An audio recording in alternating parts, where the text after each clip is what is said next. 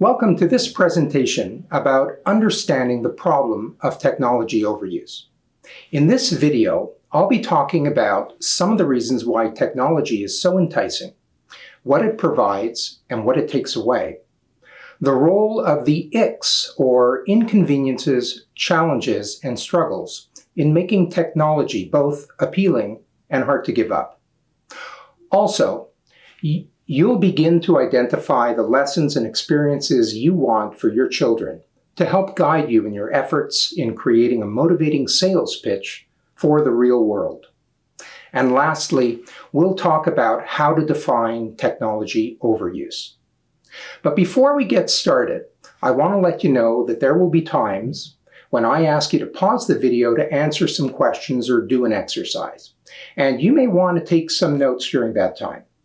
Now is actually the time to go get yourself some paper and something to write with. I'm going to pause the video for you while you take care of this.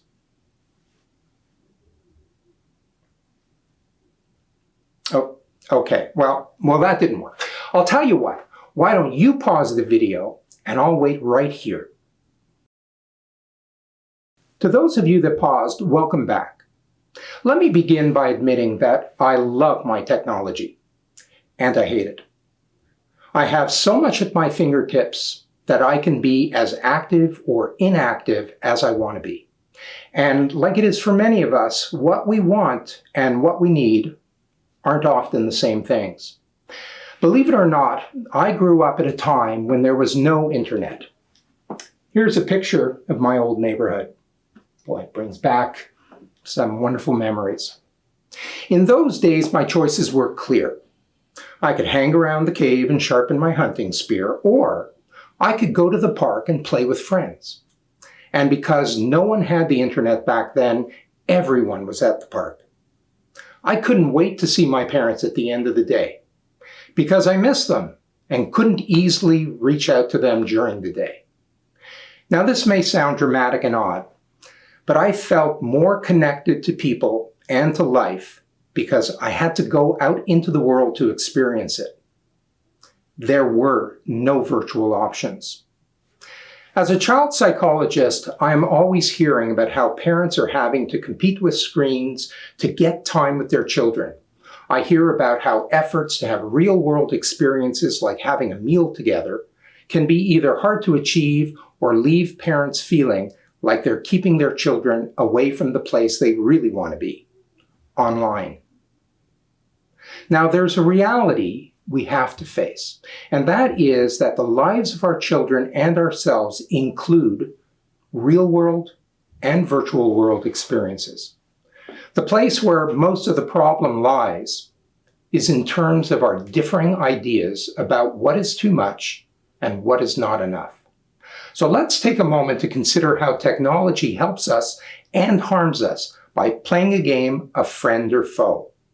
In this case, a friend is helpful and positive, while a foe is unhelpful and harmful. I'm going to show you a number of statements, and your job is to determine which ones you believe to be friend or foe. You may want to write some of these down to think about later. So if you're ready, let's get started. Friend or foe? Technology helps with homework, provides entertainment, makes it easier for people to belong, allows us to learn skills, offer to battle loneliness, provides us with places to make friends, takes away a lot of pressure, provides us with information, assists us in developing healthy habits, creates opportunity, helps us reduce anxiety, allows for a safe place to be social, promotes family peace, and helps us connect with the people we care about. Okay, so you may have noticed that every one of these statements demonstrates how technology helps us and how it harms us.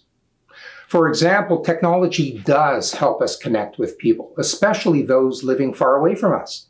In fact, it may do such a nice job that we feel less of a need to get in the car and travel the 2 hours to spend time with our Aunt Sylvia. It also keeps us buried in our devices so that we're not connecting with the people right in front of us. For a lot of us, it promotes family peace until the internet goes down or it's dinner time, and no one wants to put down their devices. Then family peace can turn into family war. And it's true. Technology can reduce anxiety and take away a lot of pressure. It's convenient and removes a lot of the things that might be challenging for us in the real world. For example, you don't have to leave the house, get cleaned up, or get dressed. You won't bump into someone you don't like. You don't need to think on the spot about how to answer a question or offer a comment. And you don't even have to show your face, body, or voice to interact with others. If any of these examples are things that are uncomfortable for you, then technology has a way to help you avoid them. Ergo, less stress. But is this a good thing? We'll explore this further in a moment. The point is, technology provides us with a lot of perks, but how it's packaged and sold to us distracts us from all that it takes away. If I were a virtual salesperson, I might try to sell it to you like this. Hello, my name is Les Connection, and I'll be your sales representative for Virtual World Living Technologies, a popular product of Disconnection Industries, no relation. You're all here today because you've expressed an interest in our products. Our line of entertainment, communication, information, and connection tools are quite popular. While our average user is 33 years old, we have successfully branched out to reach younger and younger groups. There are many advantages to choosing virtual world living. For example, with our products, social encounters don't need to be stressful anymore. There's no need to get all dressed up or even shower to meet new people. And we can help you feel as if you're not actually alone in your room. No need to face your fears. You can stay home and not be bothered by those pesky daily challenges. Don't like how you look? No problem. Change your avatar because there's no need to accept who you physically are. Why have a conversation that you can't pause or mute or have the time to carefully craft? No need to think on your feet. We provide the open book discussion where you can take your time to respond and even look up things so you can appear smarter than you think you are. We offer a no need to wait, no need to be flexible experience where you can shoot at things without getting arrested, run races without getting any of that overrated exercise, and socialize with greasy hair and a less than pleasant body odor. No need to waste your time and money going out, because with our technology, you don't need to go anywhere. And best of all, the weather is only ever as hot or as cold as the temperature in your room. Virtual world living. We're here, so you don't need to be out there. So what do you think? Funny maybe? A bit over the top? Well, consider this. All of the things mentioned in this script are things that draw people toward using technology. They're enticing because they remove the icks, inconveniences, challenges, and struggles. This is what's being sold, ways to avoid the things that create discomfort and pain. You've likely heard that pain is a part of life. And for the most part, we want to avoid it. But hey, none of us would be here if our moms weren't willing to endure the pain of carrying us inside of her for all those months. Not to mention the whole giving birth walk in the park. In fact, pain is a risk whenever you face inconveniences, challenges, and struggles. Like when you first try to ride a bicycle, or try something new and fail, or go to a party and get ignored, or start a new school year, or even just play outside and get a sunburn. There are no guarantees in most of what we do. So what are you going to do? Never ride a bike again? Only do the same things you've always done? Stop going to parties, never go to school, stay inside all the time? Well, I'm guessing that a number of you are thinking of your children and yourselves right now. Thinking about all the things that don't get done because of fear that it'll result in some kind of ick and the pain that comes with it. This is because pain is very motivating. For parents, it gets even more complicated. Not only do we not want to have pain in our lives, it can be even harder to think of our children being in pain. That's why we try to rescue them when we can, so they don't have to deal with the struggles in life and we don't have to see them struggle. So here's a biggie for you to mull over. This often happens because parents make the mistake of thinking that their job is to protect their children. But really, it isn't. Your job as a parent is to prepare your children so that they can take care of themselves when you're no longer around. If you do too good a job of protecting your kids, they'll be unprepared for the snags that life has waiting for them. Do any of you remember when you had to drop off your children for their first day of preschool? Well, I do. I remember them crying and begging me to not leave. And what did I do? I left.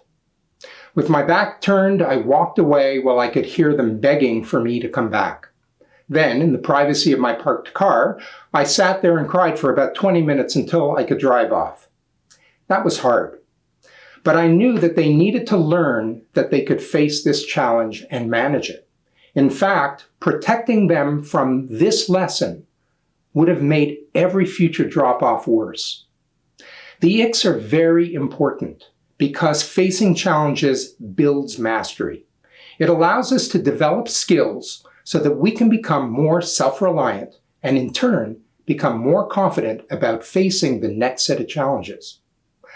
When we're faced with pain that we can't change, we have to learn to tolerate it and think differently about it so that it doesn't take over and control our lives. When we can do something about it, though, we need to address it. However, we have to be careful about what I call the short-term traps.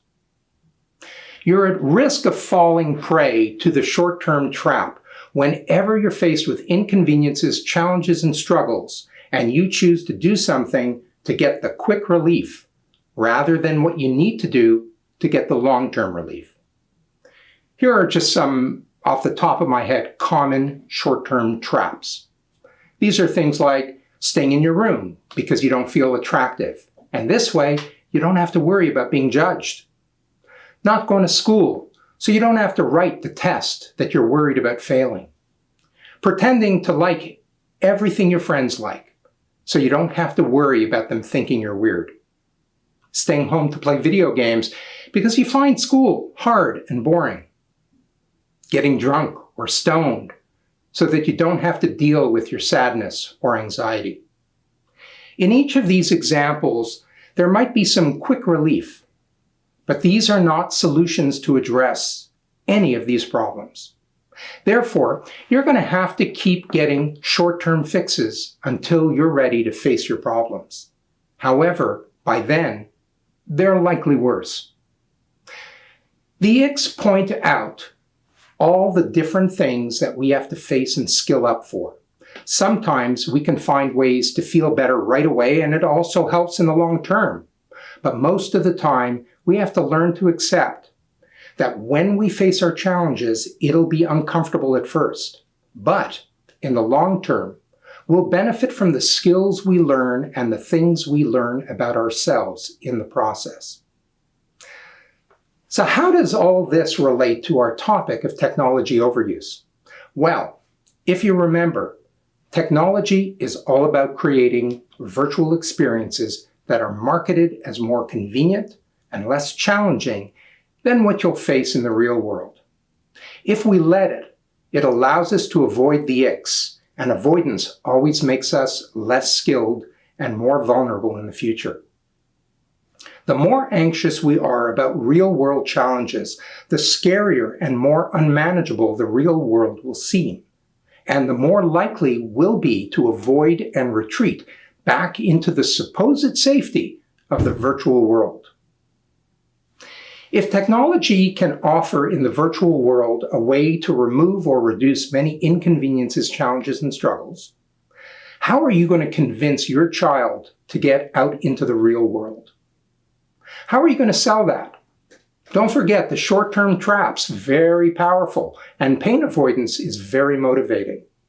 You're going to have to come up with your own real-world sales pitch. To help with this, let's take a moment to consider how you want to prepare your children by thinking about the lessons and experiences you want them to have. Also, this will guide you as you're trying to create your real-world sales pitch that is consistent with your family values. So ask yourself, for me to feel that my children are prepared in life, what are the lessons and experiences I want them to have? This is where you can again pause the presentation and begin to write down your thoughts. When you return, I'll go over my list, and you can borrow as many of the ones that I came up with as you'd like. So how is that? It's really important to recognize that you are the one who knows your family, what you value, and what makes sense for you and your children. Therefore, you may have listed some lessons and experiences that are very different from mine. That's okay. Here are some of my thoughts, beginning with the lessons I think are important for children to learn. You're worth it. You matter. You have something to offer. You can contribute. You're loved. You're liked. You're interesting. It's okay to make mistakes.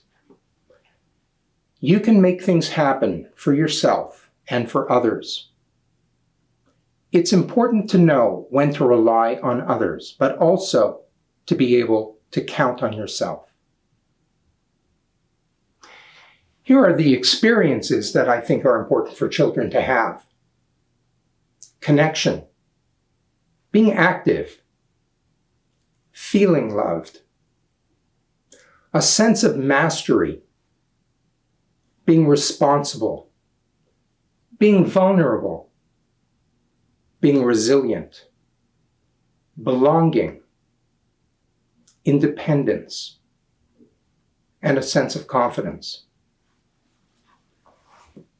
Now that we've done all this work, I want to encourage you to think about how an over-reliance on technology can interfere with many of these lessons and experiences that we want for our children.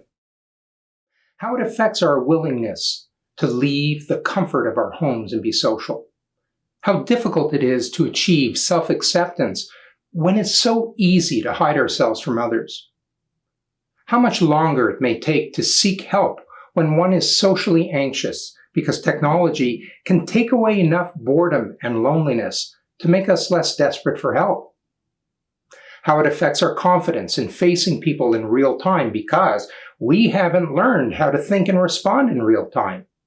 How it affects our ability to manage our insecurities. How it interferes with our understanding of the cadence of speech or the pacing of conversations. How it interferes with our understanding of nonverbal cues, how it affects our awareness of what our body can do in the physical world, what it feels like to walk a trail, smell the flowers, find and identify the birds up above. Think about these sorts of things when you're working on your real-world sales pitch. Technology is so integrated into our lives that it's unavoidable. Therefore, instead of thinking about ways to get rid of technology, we have to think about how to find balance so that we can benefit from what technology gives us, while making sure we don't allow it to take away real-world lessons and experiences that we also need to have for a healthy and skilled life. I've worked with a lot of families with varying degrees of mental health struggle. And one of the things that I've learned is that most of the problems we see are variations of ordinary experiences or behaviors that typically differ in three main ways: frequency, or how often they occur; intensity, and how strongly they're experienced or expressed; and finally, they affect functioning. For example, are they interfering with one's ability to meet their obligations and responsibilities? Using this as a guide, we can say that technology overuse is when technology-related behaviors are occurring at a level of frequency and/or intensity that is interfering with important areas of functioning, such as our child's ability to manage their emotions, manage their behavior, face academic challenges, make and maintain their friendships and social life, follow family rules, spend time with family, accept limits, etc. Let me be clear. You may be recognizing that your child struggles with most of these areas of functioning, but we expect that. Parenting is a difficult job and growing up is tough too. I'm talking about problems with functioning that are beyond what you might expect for a child of a given age, and you see technology use as the catalyst for these problems. I could have provided information today about recommended hours of screen time, but I'm not going to do that. For this talk, it's not about finding the magic number. You might have a young person who's working hard at school, holding down an after-school job, volunteering, spending time playing sports and getting together with friends and family, and spending all day every Saturday online. For this kid, all day Saturday may be fine, and it just might work for this family. You might have a young person who starts gaming after school and stays on for an hour until the parental controls turn off the Wi-Fi. However, while this youngster is gaming, he ends up getting very angry and yelling at the screen, and then he starts yelling at everyone in the house. For this youngster, even an hour may be too much. Finally, for some families, long days can mean that there's little time in the evening to spend with their children. Watching some videos together might be all that anyone has the energy for, and everyone gets to have a shared experience. The point is that each family has their own set of circumstances to navigate in the best way that they can. Screens are now being used in the classroom to do assignments and to complete and post homework online for teachers to grade. Online school is still a reality for some. For many youth, the virtual world is where they go to find their entertainment and socialize with their peers. Setting a blanket time limit without considering the unique circumstances of your particular child's online needs can be troublesome and leave children feeling misunderstood. Finding a balance between virtual and real-world experiences that fit with your family's current situation is likely going to be a more realistic way to determine how much time is enough time. That brings us to the end of this video. Some of the take-home messages are as follows. 1.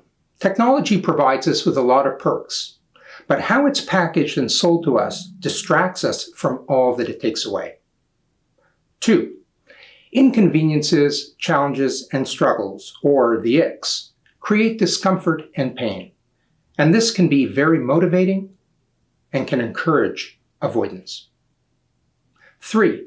As parents, we don't want to see our children struggle, but our job is not to protect our children, it's to prepare them. 4. Facing challenges builds mastery and allows us to become self-reliant and more confident. 5. The short-term traps.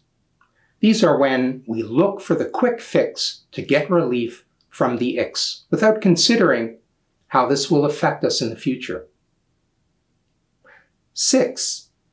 If we're in a competition for our children's time and attention, then we have to consider what technology provides and begin to script a convincing real-world sales pitch. 7. Considering the lessons and experiences we want our children to have will help guide us in terms of the real-world experiences we want to expose our children to. And finally, 8. Technology is integrated into our lives and unavoidable. Our task is to look for balance so that our children can both benefit from what technology has to offer, while making sure they also have the opportunities to learn the lessons and have the experiences that only the real world can offer. Well, this is really the end of this video, and I want to thank you for joining me. I hope that you found this video thought-provoking and wish you all the best as you work to help skill up your children for the challenges and joys that life has in store for them. Thank you.